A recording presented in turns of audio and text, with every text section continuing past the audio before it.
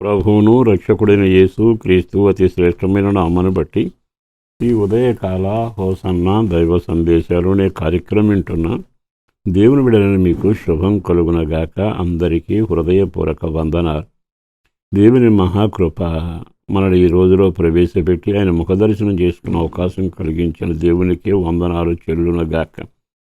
ఈ శుభవేళ ఒక వాక్యాన్ని మీ జ్ఞాపకం చేస్తాను. మన దేవుడు ఎంతగా మన పక్షాన బాధ్యతగాను కనికరముతోనూ కృపతో వ్యవహరిస్తున్నాడో తలంచుకున్నప్పుడల్లా ఆశ్చర్యం, ఆనందం అనిపిస్తుంది. బైబిల్లోని చక్కని మాట కీర్తనాకారుడు రాసిన 107వ కీర్తనలో 9వ వాక్యంలో ఇలాగన రాయబడి ఉంది. ఏమని రాయబడిందంటే, ఏలయనగా ఆశగల ప్రాణమును ఆయన తృప్తిపరిచి ఉన్నాడు. ఈ వచనంలో మనకు వినబడుతుంది ఏమిటంటే, ఆశలు అందరికీ ఉంటాయి, కానీ కొంతమంది ఆశలు నెరవేరతాయి, కొంతమంది ఆశలు నెరవేరవు. కారణం ఏమిటి అంటే, కొన్ని ఆశలు మించినవై ఉంటాయి.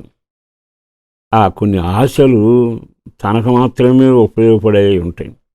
కొన్ని ఆశలు ప్రజల క్షేమం కొరకై ఆశపడే ఉంటాయి. కానీ దేవుడు ప్రతిదాన్ని గమనించి మన ఆశలను తీర్చడానికి ముందుకొస్తాడు. ఇక్కడ రాసిన మాట ఏమిటంటే, ఏలయనగా ఆశ కలిగిన ప్రాణమును ఆయన తృప్తిపరిచి ఉన్నాడు. ఇక్కడ మనం గమనిస్తే ఆశపడిన ప్రాణమును తృప్తిపరిచే పని మీద ఉన్నాడు. అంటే ప్రాణులకు, నరమాత్రులకు ఆయన ఎన్ని కార్యాలు చేయటానికి సిద్ధంగా ఉన్నాడండి. సర్వ సృష్టిలో కోట్ల మందిని చూస్తున్నాడుగా. అక్కడ రాసిన మాట మీకు అనలా, రాసిన మాట ఏంటంటే ఆశగల ప్రాణమును, అంటే నీ వ్యక్తిగత జీవితంలో నీవు దేవుని దృష్టిలో ఎంత విలువైన వ్యక్తివో, నీ పట్ల ఆయన ఎంత గౌరవంగా ఉన్నాడో, నీ ఆశ తీర్చడానికి ఎంత జాగ్రత్తగా బాధ్యతగా ఉన్నాడో అర్థమవుతుంది. చాలాసార్లు మనం మేలుడు పొందుతాం కానీ కృతజ్ఞత చెప్పలేం. ఇక్కడ రాసిన చక్కని మాట ఏమిటంటే, నువ్వు ఆశపడితే ఆ ప్రాణాన్ని తృప్తిపరుస్తాడు. కొంతమంది ఆశపడ్డారు. ఏమని తెలుసా? అయ్యా, ఎక్కలేని ఎత్తైన కొండకు నన్ను ఎక్కించవా అని ఆశపడ్డారు. కొంతమంది ఏమని ఆశపడ్డారో తెలుసా? అయ్యా, ప్రపంచంలో ఎవ్వరికి లేని జ్ఞానం దయచేసి నన్ను స్థిరపరిచి ఒక పరిపాలకుడిగా దయచేసి నడిపించవా అని ఆశపడ్డారు. ఒకని ఆశ ఏమిటో తెలుసా? తనివి తీర ఆయన ముఖాన్ని చూడాలి, ఆయన ముఖదర్శనం చేసుకోవాలి అని ఆశపడ్డారు. కొంతమంది వ్యర్థమైన వాటి మీద ఆశపడ్డారు.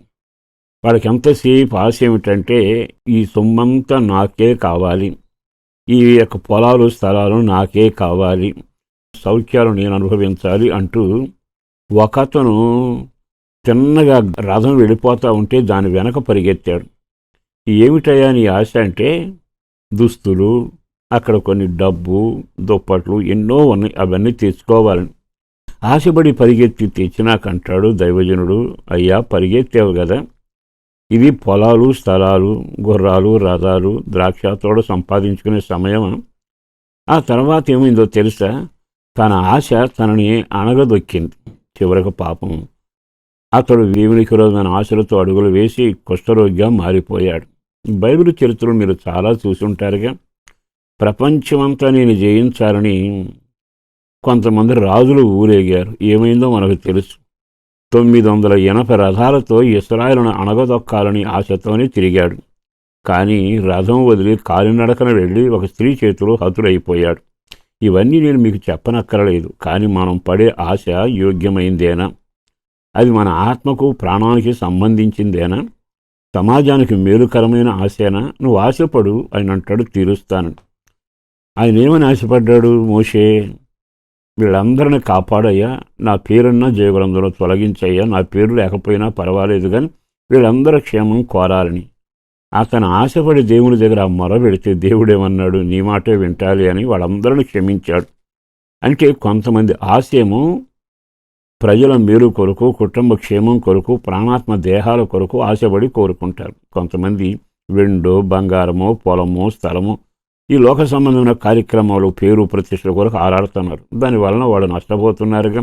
ఈరోజు సేవకుడిగా చెప్పగలిగిన మాట, నీ ఆశను బట్టి నీ ప్రాణాన్ని దేవుడు తృప్తిపరుస్తాడు.